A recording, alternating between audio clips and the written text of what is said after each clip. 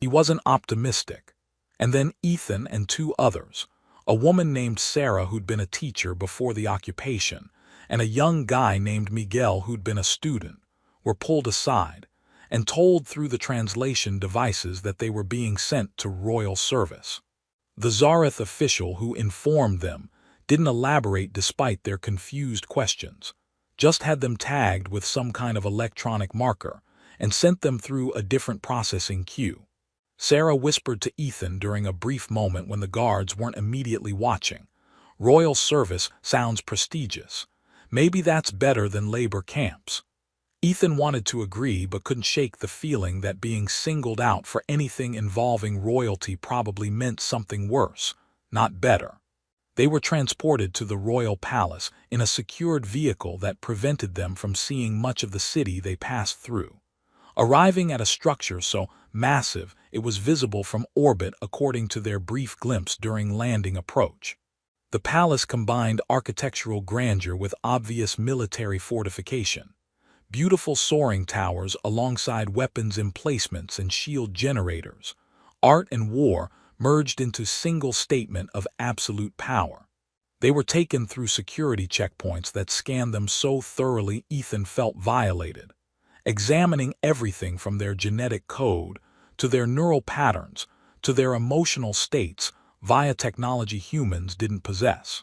Then they were handed over to palace staff who looked at them with the same expression one might give something unpleasant that had to be dealt with. A senior official whose elaborate ear adornments suggested high status. Her translation device rendered her title as Protocol Master, explained in coldly neutral tones what was happening. You have been selected as tribute to be presented to Queen Saritha of the Zareth Dominion. This is a great honor, though I doubt you possess the cultural context to appreciate its significance. You will be prepared for formal presentation in 3 days. You will be cleaned, clothed appropriately for court ceremony, and instructed in basic etiquette required for approaching the throne. Pay close attention to your instructions. Errors in protocol before the queen can have consequences. She didn't elaborate on what consequences meant, but her expression made it clear they should be avoided. The preparation over the next 3 days was simultaneously luxurious and humiliating.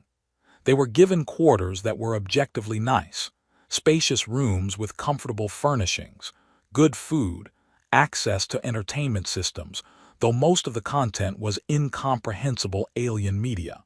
But they were clearly prisoners in a gilded cage, guards posted at every exit, their movements restricted to specific areas, no communication allowed with anyone outside their immediate handlers.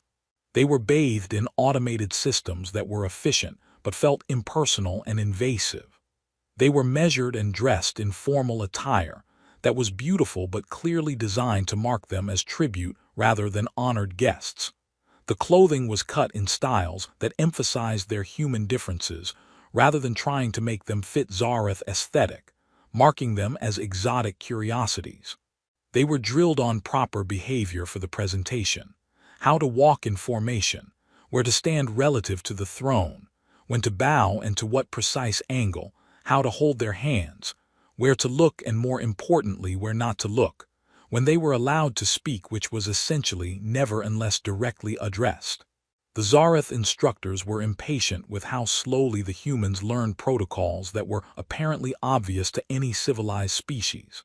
Miguel actually got struck for making a positioning error during rehearsal, a casual backhand from a guard that sent him sprawling, and made it clear that their status as tribute didn't grant them protection from casual violence if they annoyed their handlers. Sarah cried herself to sleep the first night, trying to muffle the sound so the guards wouldn't hear. Ethan lay awake running through possible scenarios of what happened after the presentation, none of them good, all of them ending with his death in various horrific ways. He thought about Emma, hoped she'd be okay without him, hoped she'd build some kind of life in occupied Earth and maybe see humanity regain independence someday, even if he wouldn't be there to see it. Presentation day arrived with Ethan feeling like he was walking to his execution. They were dressed in their formal tribute attire, positioned in formation, and marched through the palace corridors toward the throne room while Ethan tried to control his breathing and remember all the protocols they'd been drilled on. The throne room was vast, designed clearly to make anyone approaching the throne feel small and insignificant, with soaring ceilings that disappeared into shadows, walls lined with what looked like both art and weapons displays, and hundreds of Zareth nobles and officials positioned to observe the proceedings. The Zareth court was impressive in a terrifying way, everyone dressed in elaborate formal attire that marked their status and house affiliations, their collective attention focused on the three humans being presented like interesting specimens. Ethan felt their eyes on him, felt their contempt and curiosity mixing into assessment that made his skin crawl. At the far end of the massive room, on a throne that managed to look both elegant and militaristic, sat Queen Saritha. She was stunning in a way that transcended species differences, tall even by Zareth standards with metallic skin that shimmered with subtle blue-silver colors, eyes glowing with intense amber light, wearing armor-like formal regalia adorned with precious metals that marked her as both ruler and warrior. Her ears were positioned in formal neutral attention, adorned with elaborate precious metal frameworks that indicated her royal status and probably carried symbolic meaning Ethan didn't understand. Her bearing communicated absolute authority, centuries of royal lineage compressed into her posture and expression. She looked simultaneously beautiful and terrifying, someone who could order executions with a gesture and never lose sleep over it. The three humans were marched forward, their footsteps echoing in the vast space, and positioned before the throne platform according to protocol. The protocol master who'd overseen their preparation stepped forward and made formal announcement in Zareth language that the translation devices rendered as, "Your Majesty, tributes from the human homeworld, offered in recognition of their species' subordinate status within the Dominion." The phrasing was deliberately humiliating, meant to reinforce humanity's conquered status, and Ethan kept his expression neutral despite wanting to spit at the protocol master's feet. Queen Saritha's glowing eyes moved across the three humans with detached assessment, the way someone might evaluate furniture they were considering purchasing. Her ears tilted slightly through positions Ethan couldn't interpret. She looked profoundly bored, clearly going through motions of a ritual she considered beneath her attention, probably thinking about more important state business rather than whatever happened to three insignificant humans. Then her eyes landed on Ethan, and everything changed in ways that would alter the course of his life and the fate of multiple civilizations, in ways none of them could possibly predict. Queen Saritha went absolutely still, her glowing amber eyes widening in shock, their internal light intensifying so dramatically that Ethan could see the illumination even from 20 feet away. Her ears snapped into a position that caused audible gasps from the assembled nobles, a configuration that clearly meant something significant though Ethan had no idea what. Her metallic skin patterns shifted rapidly through color changes that even he could tell indicated extreme emotional reaction, the blue-silver flickering through golds and deep purples and back again, in sequences that seemed almost frantic. She leaned forward on her throne, her hands gripping the armrests hard enough that Ethan could see the tension in her arms, staring at him with intensity that made him want to step backward though he didn't dare move and break protocol. The throne room had gone dead silent, hundreds of Zareth nobles frozen mid-breath, everyone aware that something significant was happening but clearly not understanding what. The protocol master looked confused and concerned, her own ears tilting through positions suggesting alarm.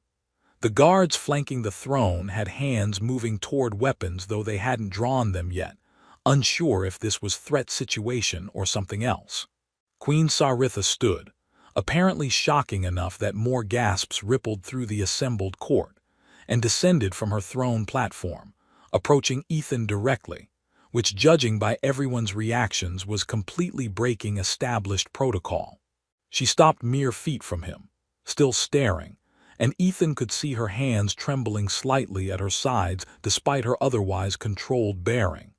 Up close, she was even more imposing, nearly 7 feet tall, making him feel small, her metallic skin catching light and reflecting it in patterns that were genuinely beautiful despite his fear.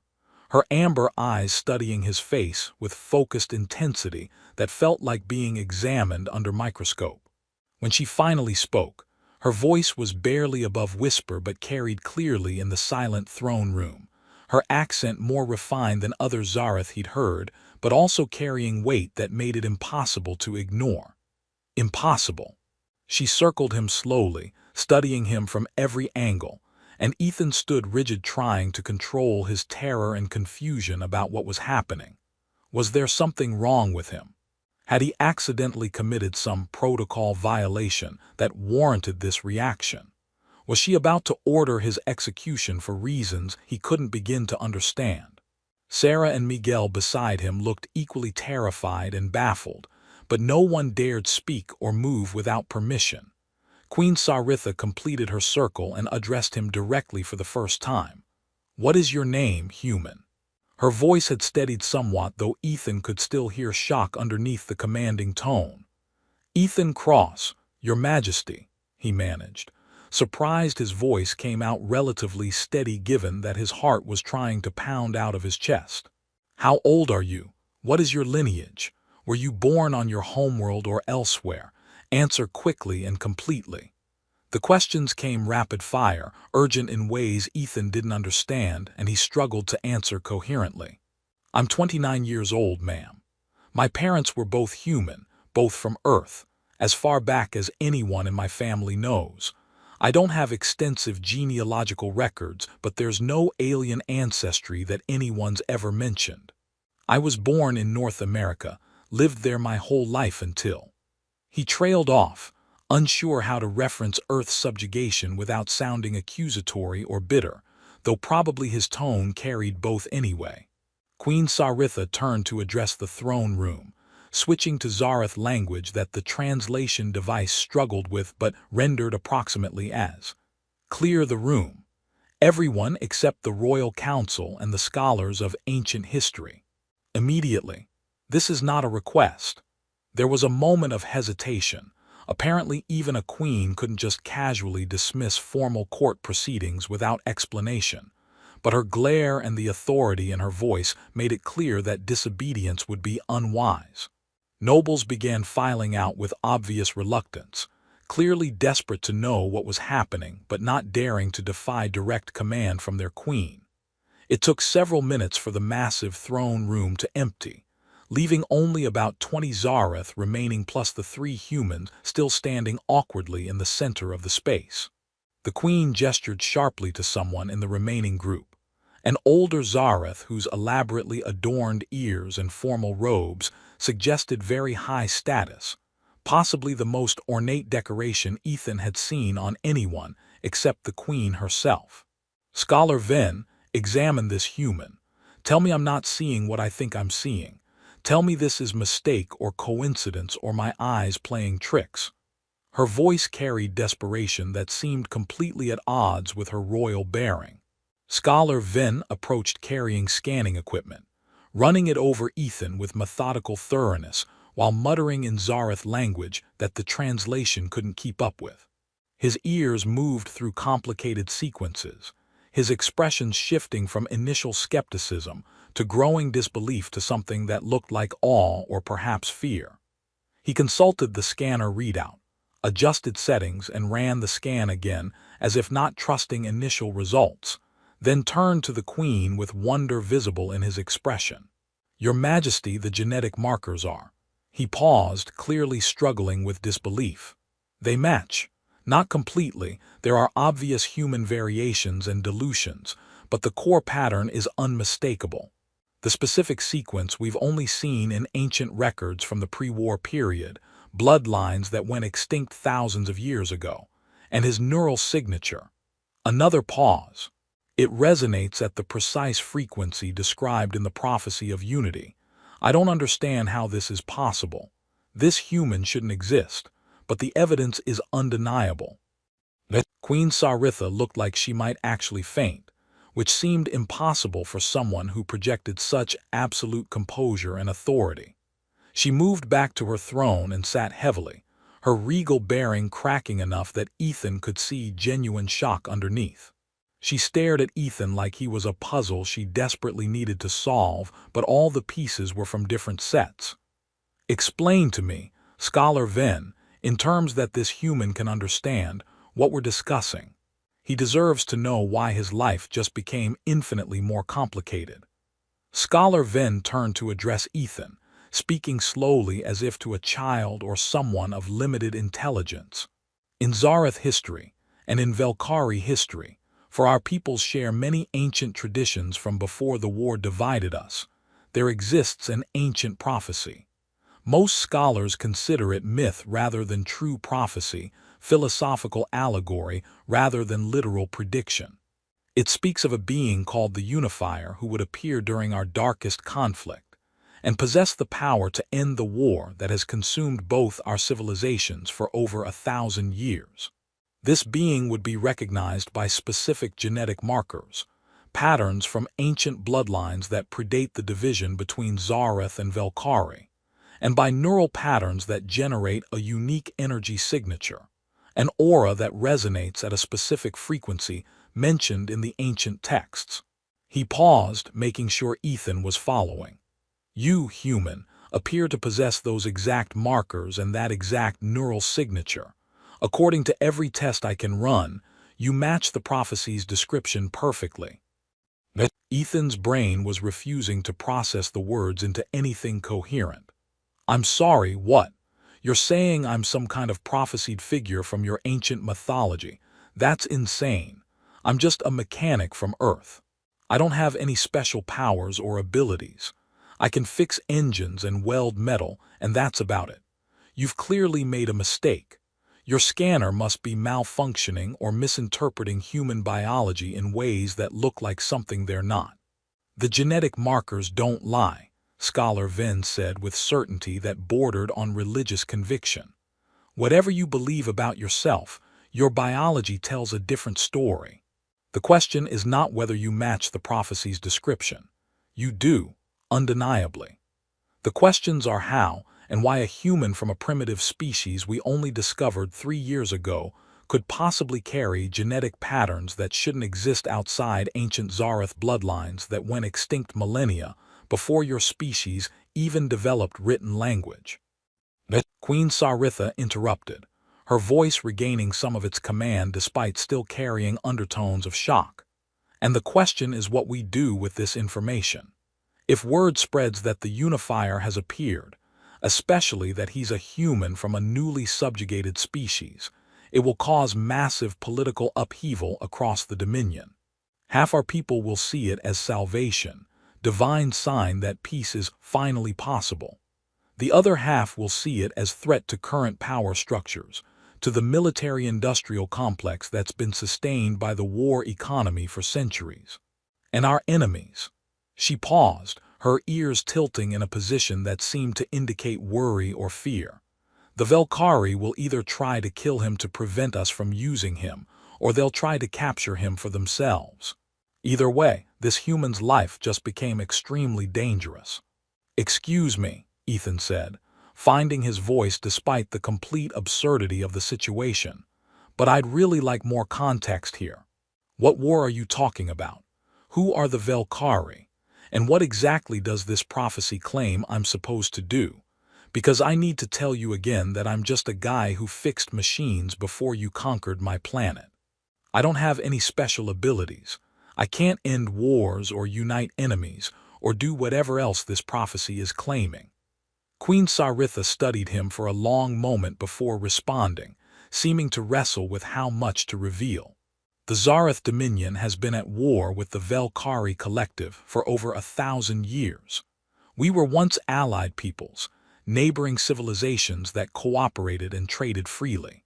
The war started over resource disputes in a border system, escalated through misunderstandings and pride on both sides, and reached a point where neither civilization can back down without appearing weak. We've been locked in conflict that has cost billions of lives, consumed vast resources, and achieved nothing except mutual exhaustion. We maintain our facade of absolute power and control when dealing with subjugated species like yours because admitting we're locked in stalemate with the Velkari would show weakness. But the truth is we're tired. Both sides are.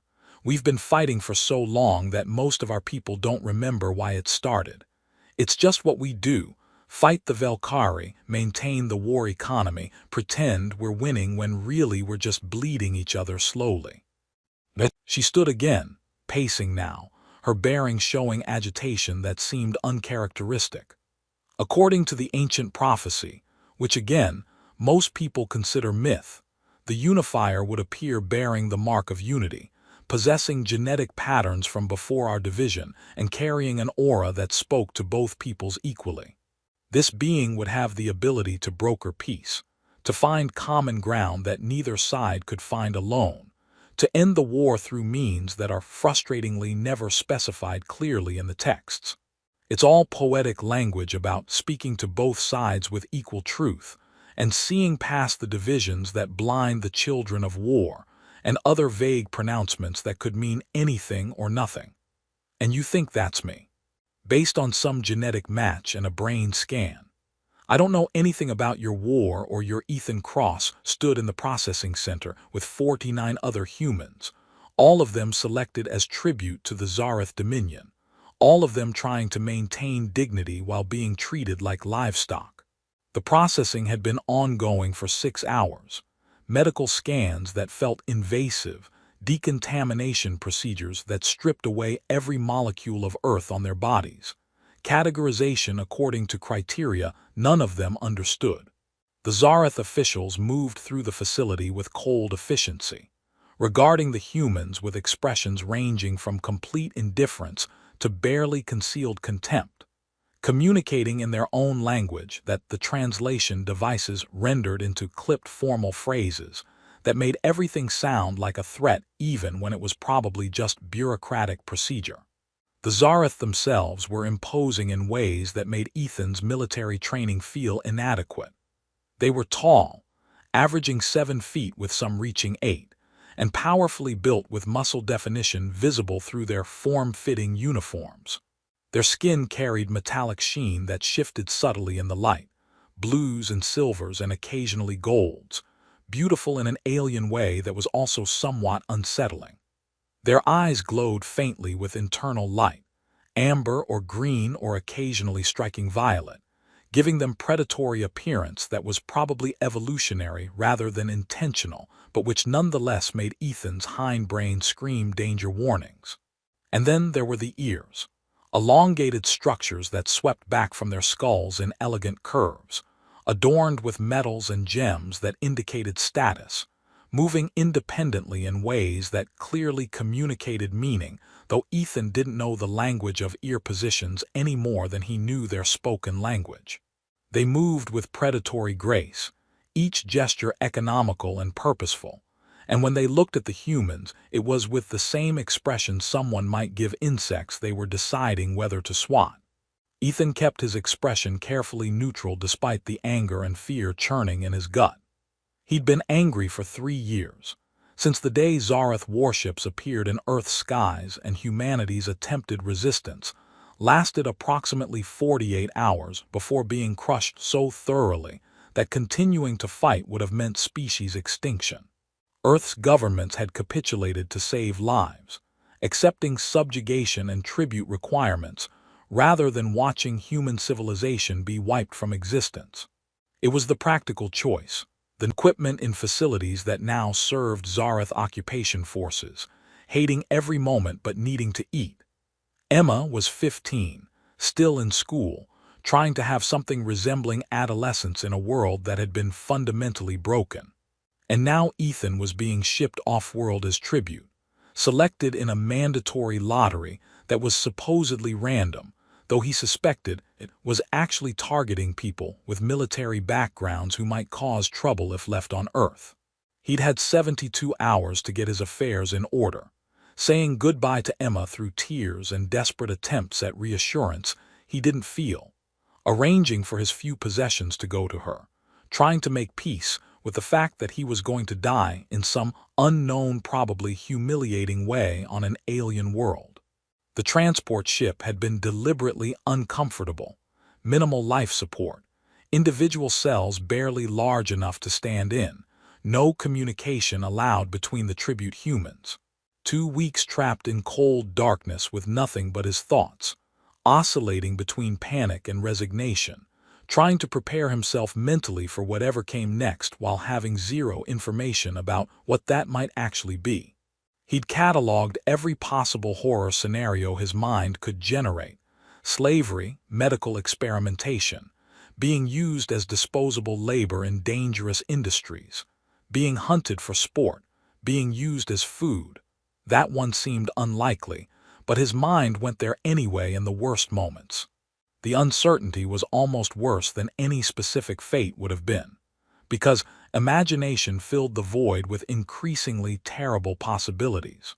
Arrival at Zareth Prime had been overwhelming.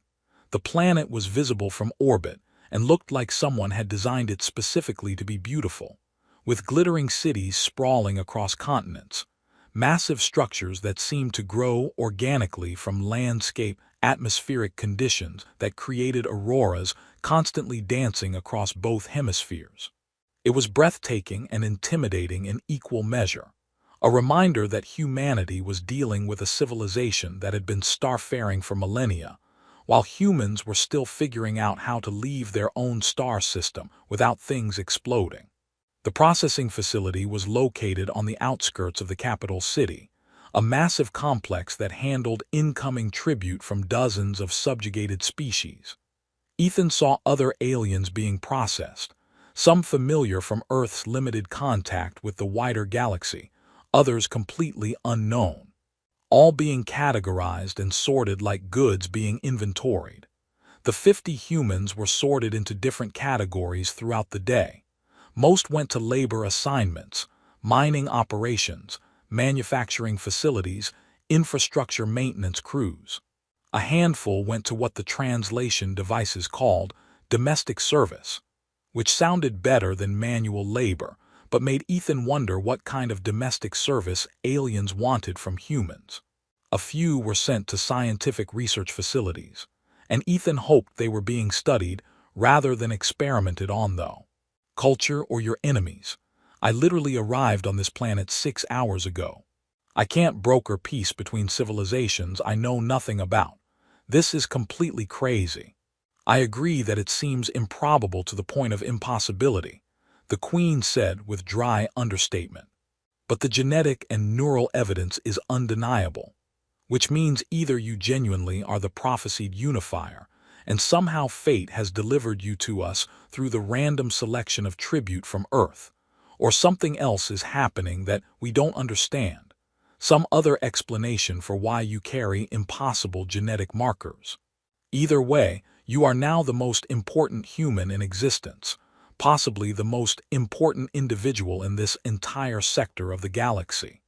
Your life has just become vastly more complicated than you could possibly imagine. Ethan looked at Sarah and Miguel, who were still standing silent and terrified beside him. What about them? What happens to them? Queen Saritha glanced at them as if only just remembering they existed.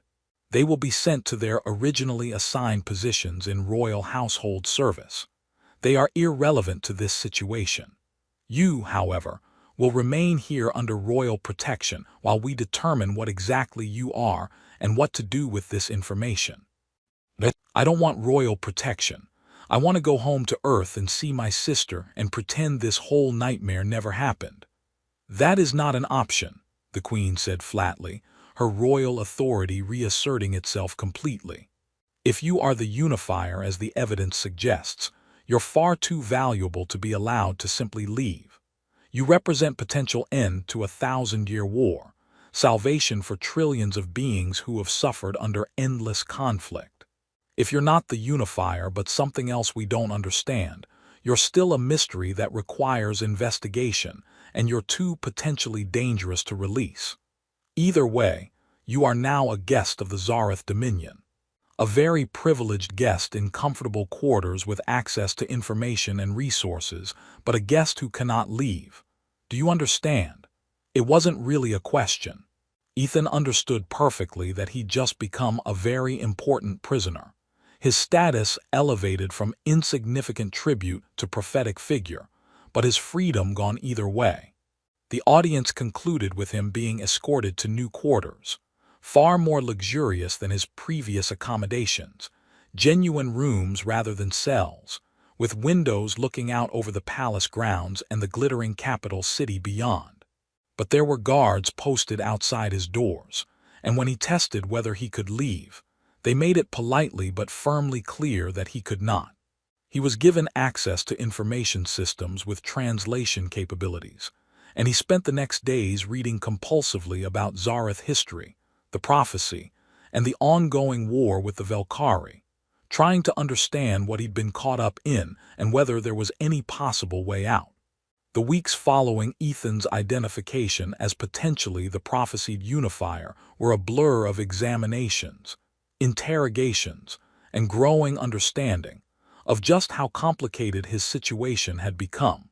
Scholar Venn and a rotating cast of other Zareth scientists, historians, and what appeared to be religious scholars examined him constantly, running tests that ranged from simple medical scans to elaborate rituals that seemed more mystical than scientific. They were trying to understand how a human from Earth could possibly carry genetic markers from extinct Zareth bloodlines, and their theories ranged from plausible to bizarre. The leading hypothesis was that sometime in Earth's distant past, probably tens of thousands of years ago, there had been contact between Zareth explorers and early humans, leaving genetic legacy that had been so diluted over millennia that it only rarely manifested clearly. Ethan was apparently a 1 in billion statistical anomaly who inherited the concentrated pattern through sheer chance. It wasn't quite prophecy fulfillment in the mystical sense, more like bizarre genetic coincidence that happened to align with ancient predictions, but the practical effect was the same. He carried markers that both Zareth and Velkhari cultures recognized as significant, and his neural patterns genuinely did resonate at the frequency mentioned in prophecy texts. Meanwhile, rumors were spreading through the palace, and beyond that something significant had happened during the human tribute presentation, though specific details were being actively suppressed by royal command. The number of people who'd actually witnessed Ethan's identification was small, but in any large organization information leaked, and within days there were whispers throughout the capital about a human who might be the unifier, whispers that would eventually reach Velkhari intelligence networks. Queen Saritha visited Ethan periodically, ostensibly to monitor his situation, but also seemingly out of genuine curiosity. Their initial interactions were tense. He resented his imprisonment despite its luxury. She was frustrated by the mystery he represented and the political complications his presence created. But gradually, they began having actual conversations rather than just formal exchanges. She asked about Earth and human culture with what seemed like genuine interest rather than strategic intelligence gathering. He asked about Zareth society and the war, trying to understand the context he'd been dropped into. Ethan learned that Saritha had become Queen young after her parents were killed in a Velkhari attack on a diplomatic convoy, that she'd been fighting this war her entire 23-year reign, that she was tired of the endless death and destruction, but saw no path to peace that didn't look like surrender and weakness. She learned that Ethan had lost his parents to Zareth bombardment during Earth subjugation, that he had a younger sister he might never see again, that he was bitter about his planet's conquered status and angry at the universe for making humanity so weak that they couldn't defend themselves. Neither fully trusted the other initially, but they began recognizing shared grief and shared frustration with circumstances beyond their control. They were both trapped by situations they hadn't chosen, her by royal duty and impossible war, him by genetic accident that made him important prisoner rather than insignificant casualty. They found unexpected common ground in that shared sense of being controlled by forces larger than themselves. The growing connection between them was complicated by every possible factor: species difference, power imbalance with her being both queen and his effective captor, their people's political relationship, the weight of the prophecy hanging over everything. But it was also undeniable.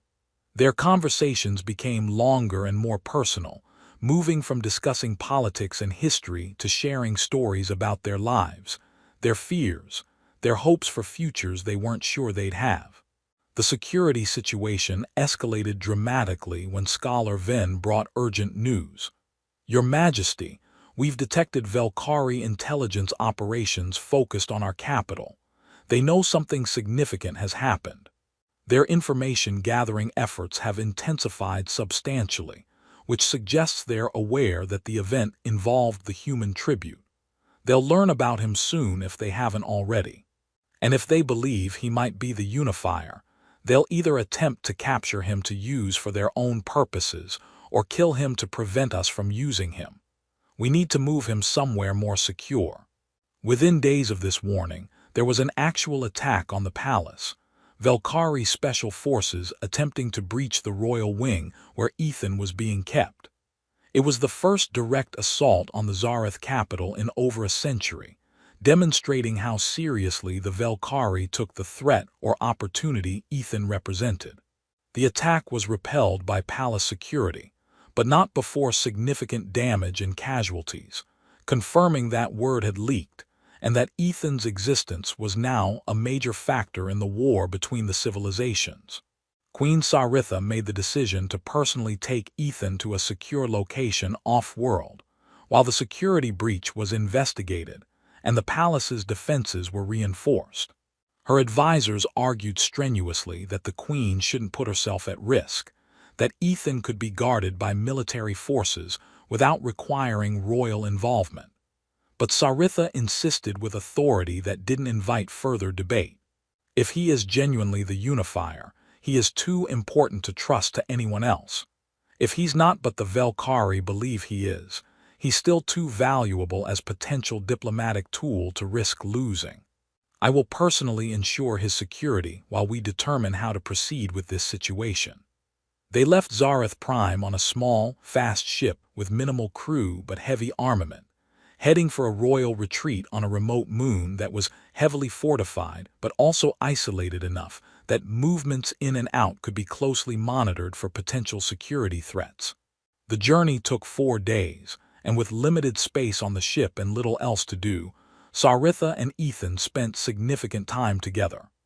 The forced proximity accelerated the shift in their relationship from captor-prisoner to something more complex and genuine. Confined in the ship's small common area with nowhere else to go, they had long conversations about everything. Ethan asked questions he hadn't had opportunity to ask in the palace. Why is this war still going after 1,000 years? What would peace even look like at this point? How do you stop something that's been going on so long that no one remembers why it started? Saritha explained with weary honesty that she'd rarely shown to anyone. "We've been fighting for so long that most of our people don't even remember the original disputes. It's become part of our identity. We are the Zareth who fight the Velkari. They are the Velkari who fight us. The war sustains itself through cultural inertia and economic structures built around it. Our military-industrial complex, our national identity, our political systems, all of it has been shaped by endless conflict. Proposing peace would require dismantling structures that have existed for longer than anyone can remember, admitting that all the lives lost over centuries were for nothing, showing weakness to an enemy we've been taught to hate.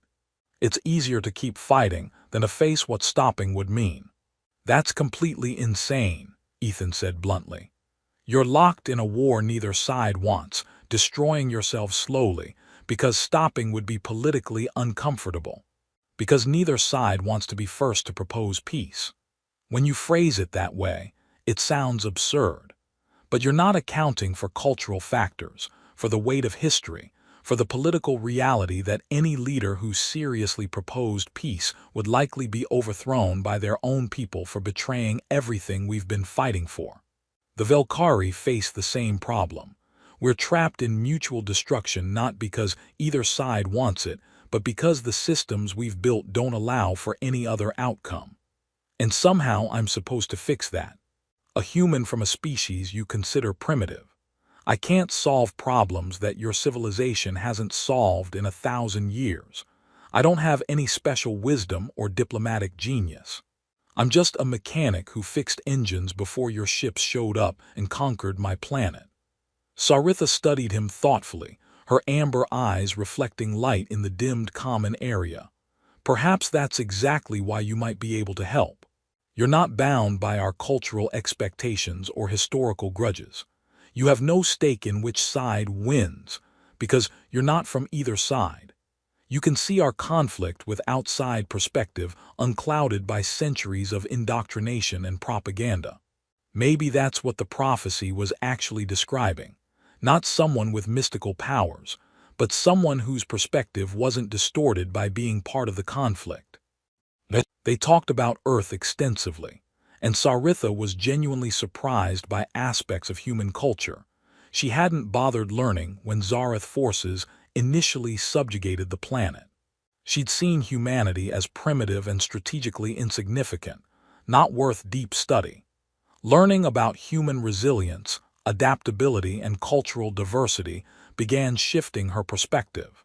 She was fascinated by human emotional expressiveness, by the way humans openly displayed feelings that Zarath culture taught should be controlled and hidden, by human art and music that seemed to prioritize emotional impact over technical perfection.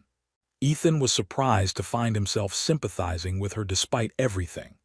She wasn't the heartless conqueror he'd initially imagined, but rather someone trapped by her position and her culture's expectations, trying to do what she saw as right for her people while carrying enormous responsibility that allowed for no weakness or doubt.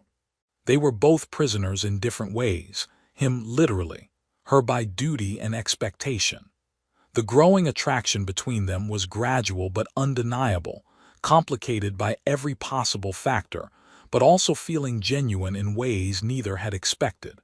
They didn't act on it initially, both aware of how inappropriate it would be, but the tension built steadily. The turning point came after an incident at the secure moon facility where they'd relocated. A malfunction in the base's power systems caused partial life support failure in the section where Ethan was quartered, with environmental controls dropping to dangerous levels before backup systems activated. Saritha personally responded to the emergency despite having staff who could handle it, working alongside technicians to restore systems and ensure Ethan's safety. Ethan was struck by the fact that this alien queen, who could have sent anyone to handle the situation, instead came herself, working with her hands to fix technical problems despite that being far beneath her royal status. Saritha was struck by Ethan's calm competence during the emergency, his mechanical knowledge actually being useful in helping diagnose the problem, his lack of panic despite the life-threatening situation, the way he worked effectively as part of the repair team rather than demanding special treatment. In the aftermath, with both of them exhausted and still somewhat shaken, they finally had the conversation that had been building for weeks. Ethan confronted her directly. What happens if I'm not actually the unifier? If the genetic match is just coincidence, if I can't do whatever it is prophecies claim I'm supposed to do, what happens to me then? Saritha was quiet for a long moment before answering with more honesty than royal bearing typically allowed. I don't know.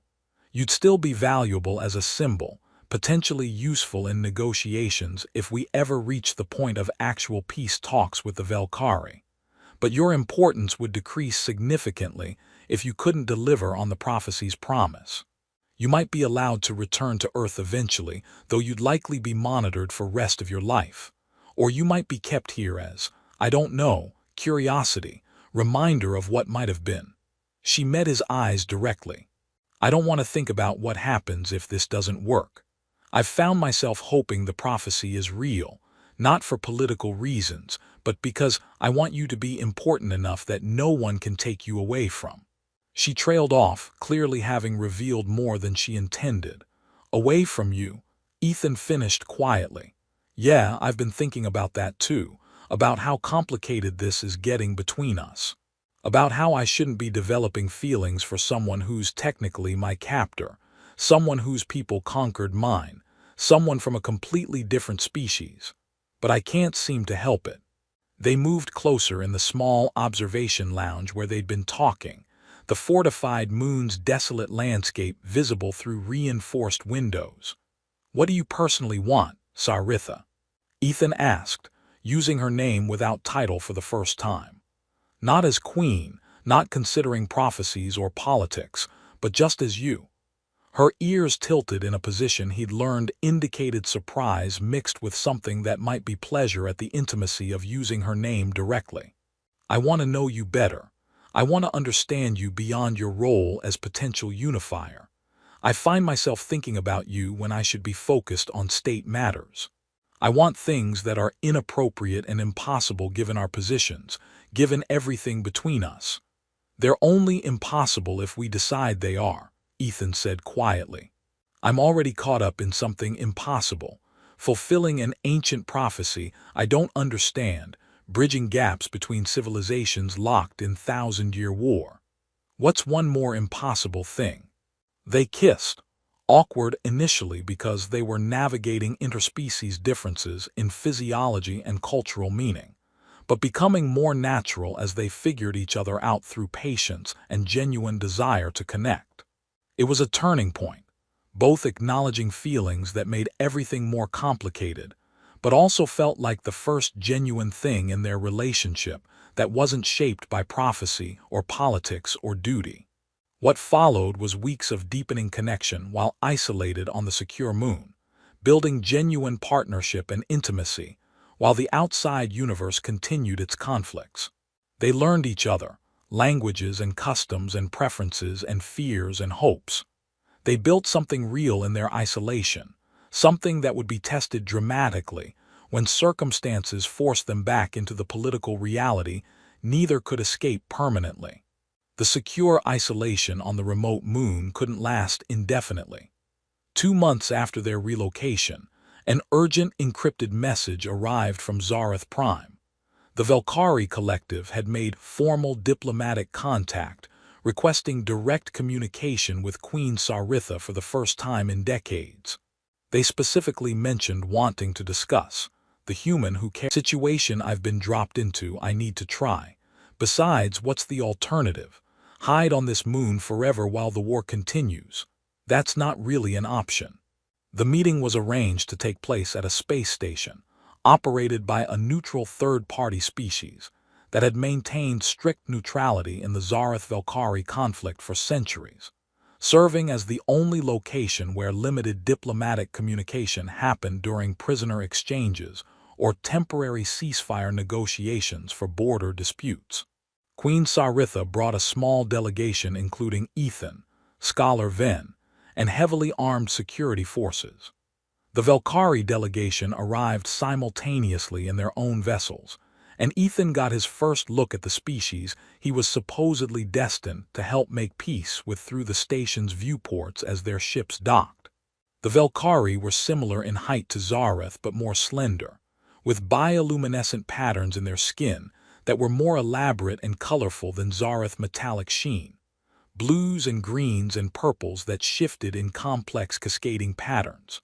They also had the distinctive elongated ears, though Velkari ears were more delicate and ornate with elaborate natural ridges and curves, rather than the Zareth's smoother structures.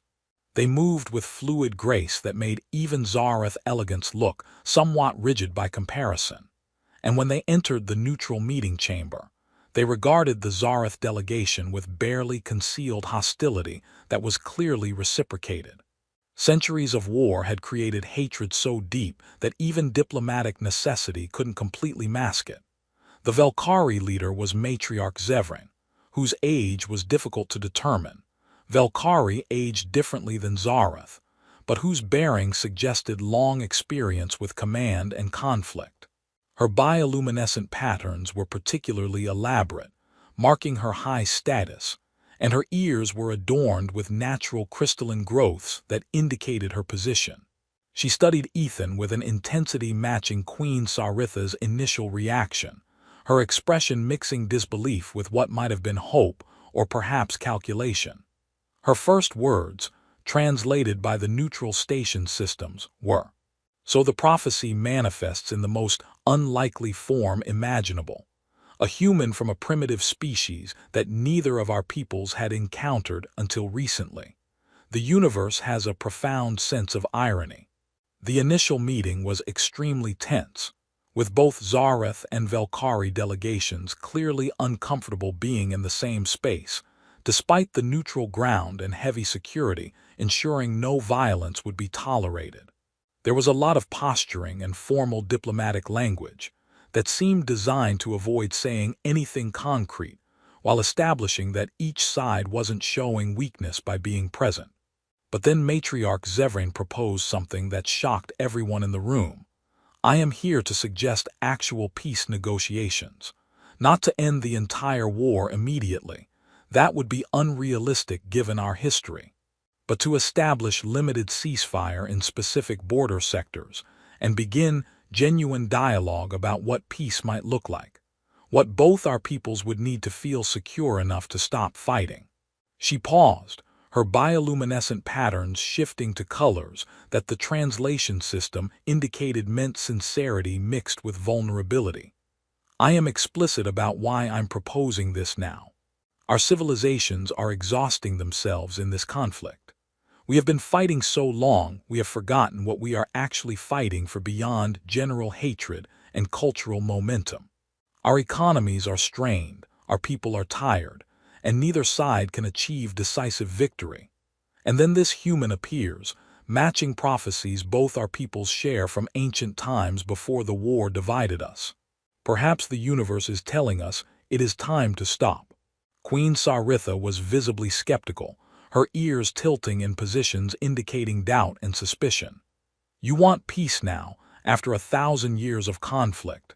Because of prophecy you surely don't actually believe has any mystical validity." "I believe in survival. I believe in my people's future. I believe in pragmatism over pride." Matriarch Zevran's patterns shifted through colors indicating determination.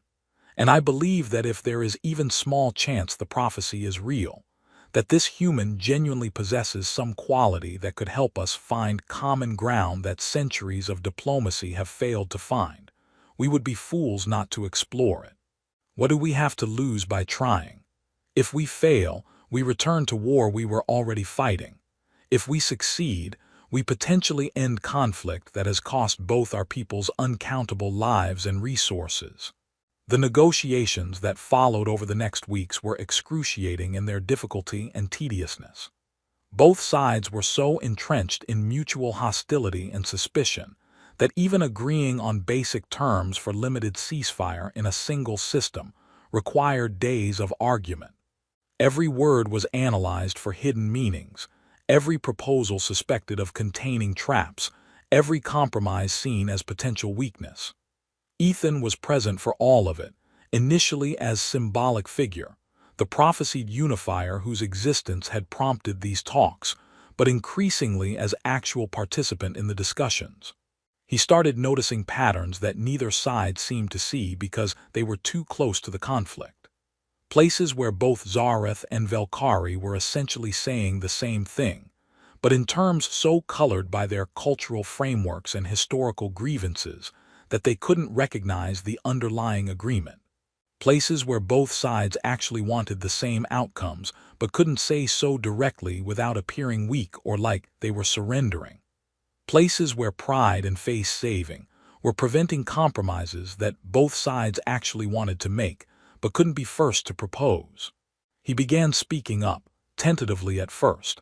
"I think what Queen Saritha is proposing and what Matriarch Zevran is suggesting are actually the same thing, just framed in your respective cultural terms, if you both agreed to." Both delegations were shocked the first few times he interjected. A human from a species They both considered barely civilized offering input on their ancient conflict seemed presumptuous. But his outside perspective proved valuable. He had no investment in either side winning, no cultural baggage making him protective of historical grudges or positions taken decades ago, no pride preventing him from pointing out when both sides were being stubborn about things that objectively didn't matter to the actual outcome. Gradually, both delegations started actually listening to him, using him as a neutral translator not of language. The station systems handled that, but of intent and meaning. He helped them recognize when they were in agreement despite using different words, helped them find compromises that saved face for both sides, helped them move past historical grievances to focus on practical current needs. It was exhausting and overwhelming. He was a mechanic from Earth, not a trained diplomat, and he was constantly worried about making mistakes that could derail everything. But he persisted because the alternative was watching the war continue, and now that he'd seen up close what that war had cost both peoples, he couldn't walk away from the opportunity to help end it. The limited ceasefire agreement was finally reached after 3 weeks of intense negotiations, covering only 3 border systems initially, establishing monitoring mechanisms to ensure compliance, creating framework for expanding the ceasefire if the initial trial succeeded. It was fragile and limited, and could collapse at any moment if hardliners on either side chose to sabotage it. But it was the first actual reduction in hostilities between the civilizations in over a century, the first genuine step toward peace rather than just temporary tactical ceasefires. As the delegations prepared to depart the neutral station and return to their respective territories, Matriarch Zevrain approached Ethan privately, her patterns shifting to colors indicating respect and something that might have been gratitude. The prophecy spoke of the unifier having a quality that allowed him to see truth beyond cultural bias, to speak to both sides with equal clarity, and help them recognize common ground they could not see themselves. I did not believe such a quality could be real. It seemed like mystical nonsense. But you have demonstrated exactly that quality through your participation in these negotiations. Perhaps you genuinely are what the prophecy foretold, or perhaps prophecies simply described what an uncorrupted outside perspective would look like to people too deep in conflict to see clearly. Either way, you have begun something significant here. Do not waste this opportunity. Back on Zareth Prime, after the negotiations concluded, the limited ceasefire was extremely controversial.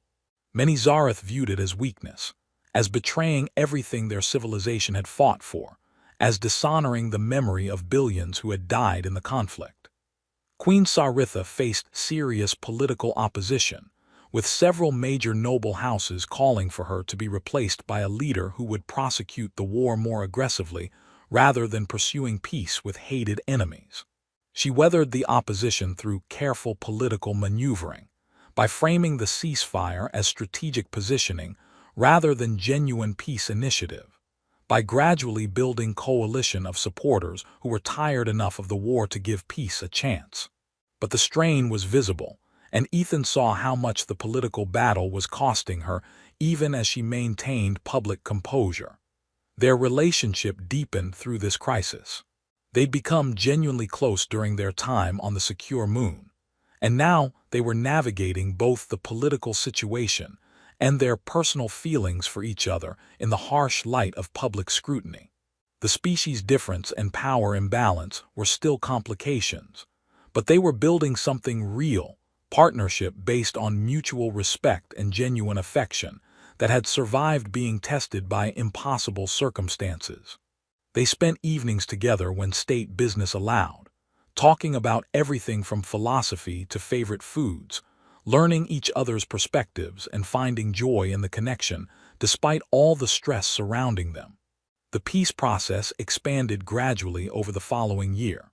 More border systems agreed to ceasefire terms.